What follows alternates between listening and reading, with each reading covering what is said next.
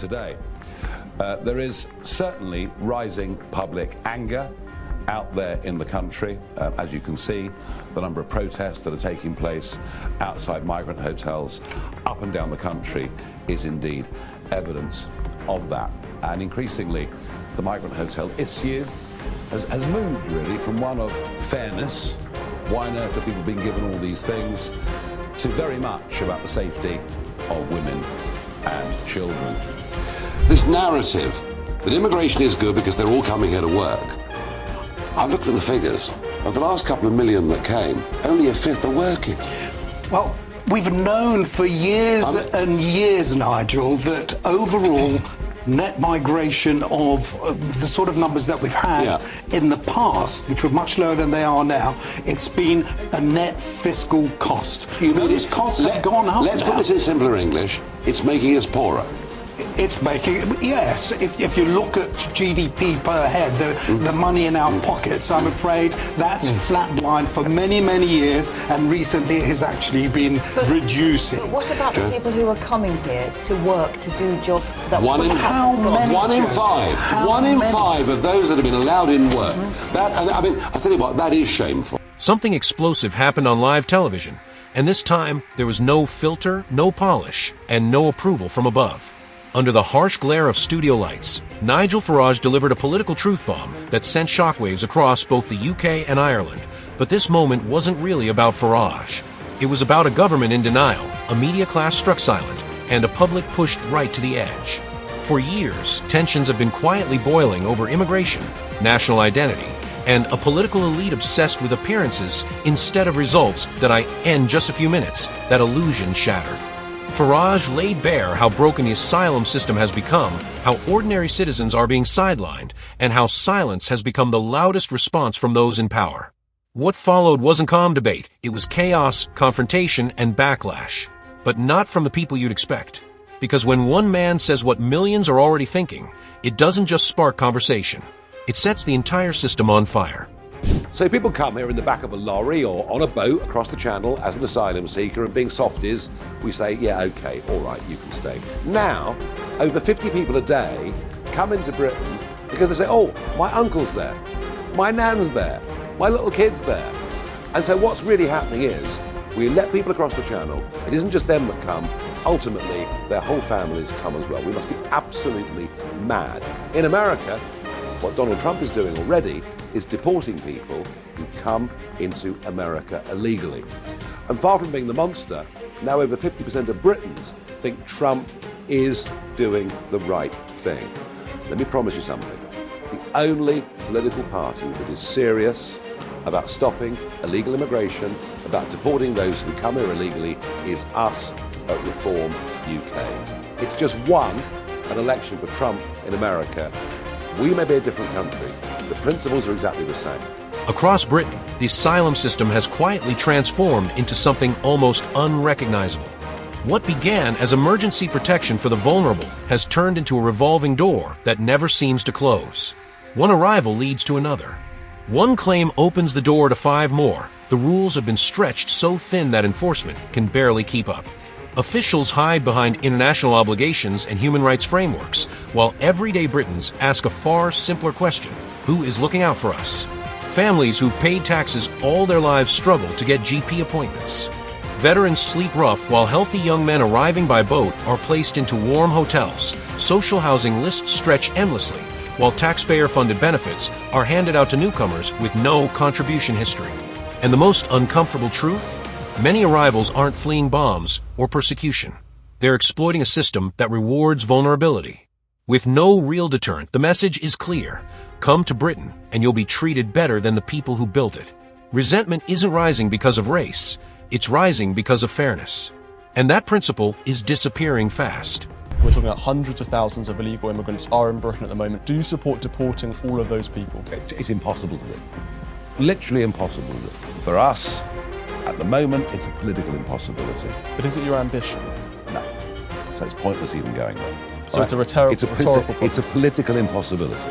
We simply can't. When Nigel Farage landed in Dublin, he wasn't met with debate. He was met with rage.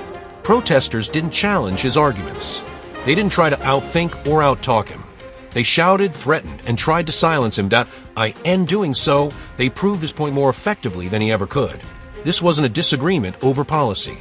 It was a full-scale attempt to shut down dissent. And the response from Ireland's political class? Nothing. No defense of free speech. No condemnation of threats made in broad daylight. This wasn't a Farage problem. It was an Irish problem. A moment when leaders were tested on the world stage and chose silence instead of courage. When threats replace arguments and fear replaces debate, democracy doesn't survive.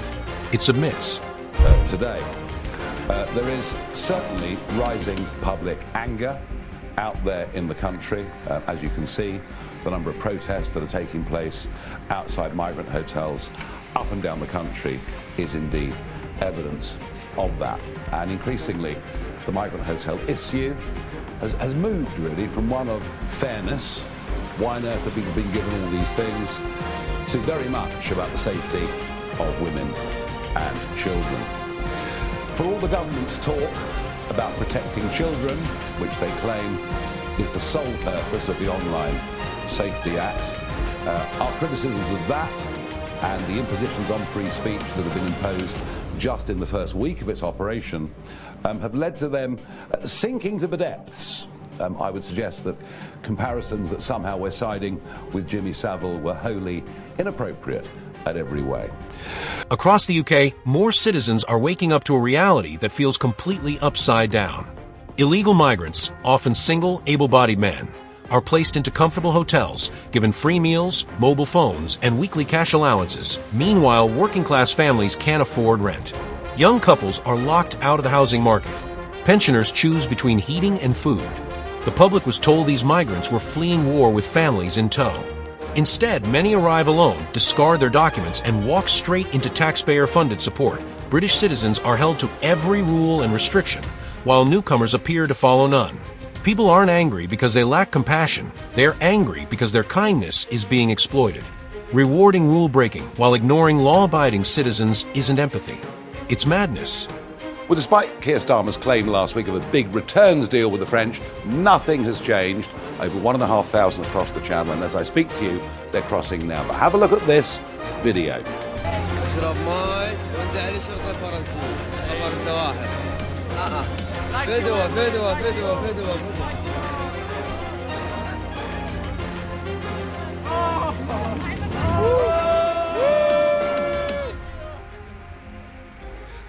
So what you're seeing here is a migrant boat that has left a place called Burke, which is way down in the west, and there's the French equivalent of the RNLI giving them out bottles of water, and everyone's jolly and everyone's happy, and they are aiding and abetting this illegal trade.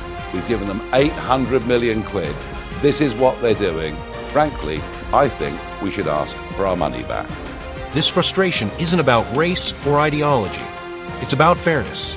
People see migrants discarding IDs, receiving phones, housing, and full support, while taxpayers fall further behind. The message is unmistakable. Obey the rules and you lose. After Farage's confrontation in Dublin, Ireland's leaders stayed silent. No defense of free speech. No call for calm. That silence spoke volumes. If your views are unpopular, you're on your own. Politicians boast about GDP growth, yet GDP per capita is falling and productivity is sinking. Low-skilled migration puts pressure on services and pushes wages down. Farage hasn't changed, the facts have. Even former critics are starting to rethink everything. Roads are busier. Clinics are overwhelmed. Schools are full. Rent climbs faster than wages. Yet the official line never changes. Everything is under control. This is going to make you angry. For the first time, the Department of Work and Pensions have given us some figures that many have wanted for years. The result, there are 1.3 million migrants in Britain on universal credit, and over half of them don't do any work at all. This goes completely against the lie we've been told for 25 years that immigration's fine because everyone's working and everyone's contributing. We can see from this is not. The cost of this, by the way, is £12 billion every year. We keep being asked, where will reform get the money from? Well, I tell you what, Here's 12 billion. That would be a very good start indeed. Some of this has happened since Labour came to power, but nearly all of it happened during 14 years of Conservative government. And if they dare say a word about these numbers today, don't take them seriously. Frankly, they should be in hiding for what they've done to this country. The numbers tell the real story. In just 5 years, more than 2 million extra cars have flooded UK roads, the direct result of rapid population growth. When communities expand faster than infrastructure, breakdown is inevitable. You don't need an economics degree to see it. Sit in traffic on the M25. Wait weeks for a GP appointment. Try finding an affordable 2-bedroom flat. The country is absorbing more people than it can support, while decision-makers remain shielded from the consequences that a British politician was nearly assaulted in Dublin, and leaders who claimed to defend tolerance said nothing. That silence wasn't neutral. It was approval disguised as cowardice. This was never just about Nigel Farage. It's about whether ordinary people still have the right to question authority without being threatened or silenced. Ireland and the UK now stand at a crossroads. One path leads to fear, intimidation, and silence. The other demands courage, not from speeches, but from everyday people choosing to speak anyway. If democracy means anything, it means defending the right to question power. And if leaders won't do it, the people will have to.